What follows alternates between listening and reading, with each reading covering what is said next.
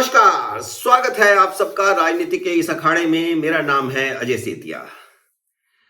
मित्रों, आखिर 3 महीने के अंतराल के बाद इंडी अलायंस की चौथी मीटिंग भी हो गई।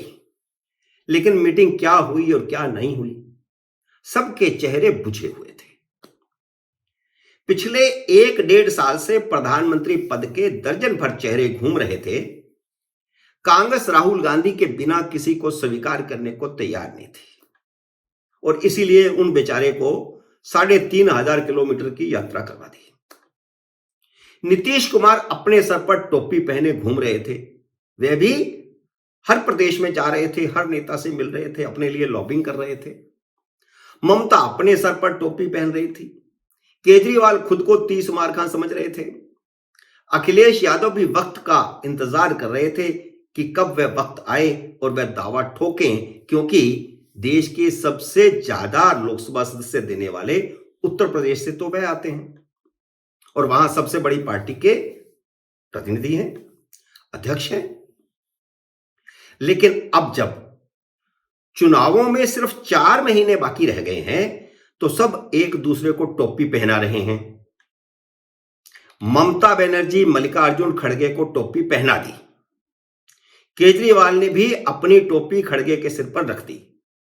स्टालिन भी टोपी पहनाने के लिए खड़े हुए, पर खड़गे को पता है कि जब चुनाव हारना हो तो दलित के सर पर पगड़ी पहनाने की विपक्ष में परंपरा रही है, और खासतौर पर तो कांग्रेस में।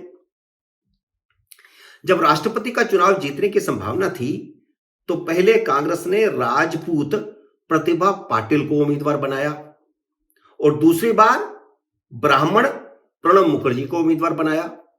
मैं राष्ट्रपति पद के उम्मीदवार की बात कर रहा हूं। और कांग्रेस के राज में, कांग्रेस के समय पहले प्रतिभा पाटिल बनी राष्ट्रपति और फिर बने प्रणब मुखर्जी। लेकिन जब पक्का था कि चुनाव हारना है तो दलित समुदाय की मीरा कुमार को खड़ा कर दिया। और अब उपराष्ट्रपति का भी देख लीजिए। जब हार पक्की थी तो दलित समुदाय के सुशील कुमार शिंदे को उम्मीदवार बनाया, लेकिन जीतना तय था तो हामिद अंसारी को उम्मीदवार बनाया। मैं उपराष्ट्रपति के चुनाव की बात कर रहा हूं, ये दोनों उपराष्ट्रपति के। मल्लिकार्जुन राजनीति के इतने भी अनाड़ी नहीं हैं कि वह समझते ना हो। वह सब समझते हैं, उनकी जिंदगी बीत गई। उन्हें पता है कि जब अगड़े पिछड़े दलित आदिवासी सब भारतीय जनता पार्टी के साथ चले गए हैं तो उन्हें दलित याद आ रहे हैं, यानी विपक्ष को, इंडी अलायंस को, कांग्रेस को दलित याद आ रहे हैं। इससे पहले याद नहीं आए, राष्ट्रपति पद के लिए भी नहीं आए, उपराष्ट्रपति पद के लिए भी नहीं आए। इसलिए उन्होंने तुरंत पगड़ी उतारकर फेंक दी। उनको पता है कि यहां होना जाना कुछ है नहीं। और मीटिंग में उन्होंने कहा कि ख्याली पुलाव बनाने से क्या होगा। अब वाइको बाहर आकर के कह रहे हैं कि उनके नाम का प्रस्ताव पास हो गया है। प्रस्ताव यह था कि उन्हें संयोजक बनाया जाए और बाद में प्रधानमंत्री पद का उम्मीदवार बना दिया जाए। लेकिन जब यह बात प्रेस कॉन्फ्रेंस में खड़गे से पूछी गई तो उन्होंने कहा, जब पूछा गया उनसे कि प्रधानमंत्री पद का चेहरा कौन होगा इंडिया अलायंस का, तो उन्होंने कहा पहले चुनाव तो जीत लें। जब सांसद ही नहीं होंगे तो पीएम पद की बात करने का क्या फायदा। तो असलियत सामने आ गई। उनकी जुबान से यह निकल गया कि सांसद कहां से आएंगे, सांसद जीतेंगे तब तो प्रधानमंत्री बनेंगे। और उनको पता है कि अब होना जाना कुछ नहीं है।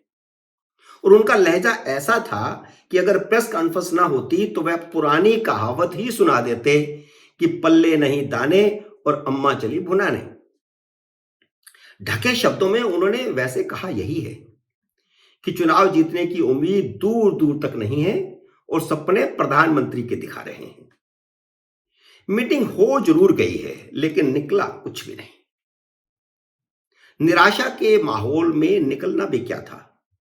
कांग्रेस को चुनावों का कुछ अता पता नहीं है। चुनाव कैसे लड़े जाते हैं, कैसे जीते जाते हैं, और पुराने नेता रहे नहीं और नए नेताओं को कुछ पता नहीं। अब पूरी कांग्रेस हवा के घोड़े पर सवार रहती है। वह इतनी गलतफहमी में थी कि चुनाव नतीजों के तीसरे दिन 6 दिसंबर को मीटिंग रखती थी। 3 दिसंबर को 5 विधानसभाओं के चुनावों के नतीजे आने थे और 6 दिसंबर को मीटिंग रख दी इस उम्मीद में कि हम तो जीत रहे हैं, कम से कम 4 राज्य तो जीत रहे हैं।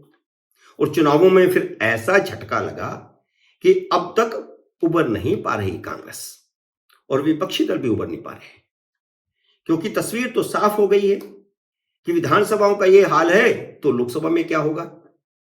और 4 दिसंबर को जब संसद का शीत सत्र शुरू हुआ तो पहले हफ्ते संसद में किसी की जुबान नहीं खुल रही थी, जुबान पर ताला लगा हुआ था। पहला हफ्ता आराम से संसद सत्र चला और वह तो 13 दिसंबर को शहरी नक्सलियों के 2 चेले दर्शक दिगा से लोकसभा में कूद गए। अब यह अलग सवाल है कि इन शहरी नक्सलियों ने किस तरह भारतीय जनता पार्टी के सांसद का इस्तेमाल करके दर्शक दीर्घा के पास बनवाए थे। यह सवाल भाजपा को देना है, लेकिन इस मुद्दे को मुद्दा बनाकर हंगामा खड़ा कर दिया है विपक्ष ने। 3 राज्यों के चुनाव जीतकर भारतीय जनता पार्टी भी फुल फॉर्म में है। अब हंगामा करने वालों को सदन से सस्पेंड करने की ऐसी रणनीति बनाई जो संसदीय इतिहास में पहले कभी नहीं बनी थी। ऐसा संसदीय इतिहास में पहले कभी नहीं हुआ था, इतनी बड़ी तादाद में सांसदों को निलंबित कर दिया जाए। 3 दिनों के अंदर विपक्ष के 2/3 सांसदों को निलंबित करके बाहर निकाल दिया गया है। ऊपर से मोदी ने कह दिया कि खाली हुई सीटों को चुनाव में भारतीय जनता पार्टी के सांसद भरेंगे। इसका मतलब यह है कि मोदी 18वीं लोकसभा को विपक्ष विहीन करने की रणनीति पर चल रहे हैं। इसीलिए कह रहे हैं अब की बार 400 पार। और उधर इंडिया अलायंस में मातम छाया हुआ है। दिल बहलाने को मल्लिकार्जुन ने यह कह जरूर दिया है कि मोदी के सर पर घमंड सवार हो गया है। वह समझते हैं कि पूरी दुनिया को वही चला रहे हैं, वह दुनिया के नेता बने घूम रहे हैं। वह समझ रहे हैं कि उनके सिवा कोई हुकूमत कर नहीं सकता। वे कर तो सकते हैं, आप कर सकते हैं, लेकिन देश की जनता भी तो आपको इस लायक समझे। देश की जनता तो आपको लोकसभा में विपक्ष का नेता बनाने के सांसद भी नहीं दे रही। अहम सवाल यह है कि 3 राज्यों में हार के बाद क्या कांग्रेस का खुद का घमंड दूर हो गया है? वह तो खुद घमंड के घोड़े पर सवार थी। क्या वह मूत की झाग की तरह बैठ गई है? तो हां, ऐसा ही लगता है। उसको खुद पता नहीं कि वह जो कर रही है वह ठीक है या नहीं। विपक्ष को पता है कि सुरक्षा घेरे में छेद राजनीति का मुद्दा नहीं है, लेकिन उसने मुद्दा बना लिया। ऐसी घटनाएं 1 दर्जन से ज्यादा बार हो चुकी हैं लोकसभा में, लेकिन कभी राजनीति का मुद्दा नहीं बना, चिंता का मुद्दा जरूर बना। और इतने भद्दे ढंग से यह राजनीति का मुद्दा बना दिया गया है और इतनी घटिया हरकतों पर विपक्ष उतर आया है कि मंगलवार को जो कुछ हुआ उसके लिए शर्म आती है। इतने भद्दे ढंग से सांसदों ने, तृणमूल कांग्रेस के एक सांसद ने उपराष्ट्रपति की मिमिक्री की जैसी सड़क छाप लोग करते हैं। बल्कि सड़क छाप लोग भी सोचेंगे कभी कि देश के सबसे बड़े दूसरे पद के पर बैठे व्यक्ति की मिमिक्री की जा रही है। यह मैं नहीं कह रहा हूं कि यह सड़क छाप है। कांग्रेस के ही नेता आचार्य प्रमोद ने इन हरकतों को सड़क छाप कहा है। यह वीडियो वायरल हो रहा है कि किस प्रकार उपराष्ट्रपति की संसद भवन के अंदर ही बैठ करके तृणमूल कांग्रेस के एक सांसद ने मिमिक्री की और सारे सांसद ठहाका लगा करके हंस रहे थे और राहुल गांधी उसका वीडियो बना रहे थे। उन्होंने तो अपने नेता को और भी बहुत कुछ कहा है। मैं आचार्य प्रमोद की बात कर रहा हूं, जिनको लगता है कि जो कुछ राहुल गांधी ने वहां किया या तृणमूल कांग्रेस के सांसद बनर्जी ने किया वह सड़क छाप है, वह संसद में बैठने लायक लोग नहीं है। और उन्होंने तो यहां तक कह दिया अब कि मोदी बहुत बड़ा चेहरा बन चुके हैं और राहुल बुझे हुए चेहरे हैं। विपक्ष को अच्छी तरह पता है कि संसद के सुरक्षा घेरे पर उनकी हरकतें उसे महंगी पड़ेंगी। इसलिए मल्लिकार्जुन खड़गे ने कहा भी कि हमने गलत मुद्दा नहीं उठाया। अब यह कहने की क्या जरूरत है? इसका मतलब उनको पता है कि हमने गलत मुद्दा उठा लिया है, इसलिए वे कह रहे हैं हमने कोई गलत मुद्दा तो नहीं उठाया। क्योंकि ऐसी घटनाएं तो संसद में पहले भी हो चुकी हैं, अनेक घटनाएं हो चुकी हैं, लेकिन कभी भी राजनीति का मुद्दा नहीं बना था। उनका यह वाक्य उनके अपराध बोध को दिखाता है। लेकिन अब फंस गए हैं तो क्या करें? इंडिया अलायंस को वैसे भी मुद्दा चाहिए था, सो देश भर में प्रदर्शन का एक मुद्दा मिल गया है। लेकिन सवाल यह है कि लॉन्ग टर्म प्लानिंग क्या है?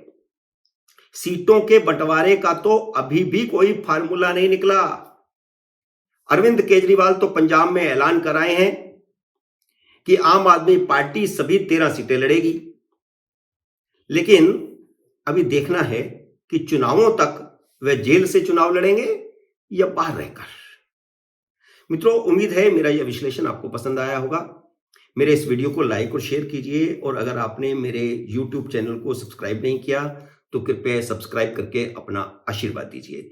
जल्द ही मिलेंगे अगले वीडियो में किसी नए विषय के साथ। तब तक नमस्कार।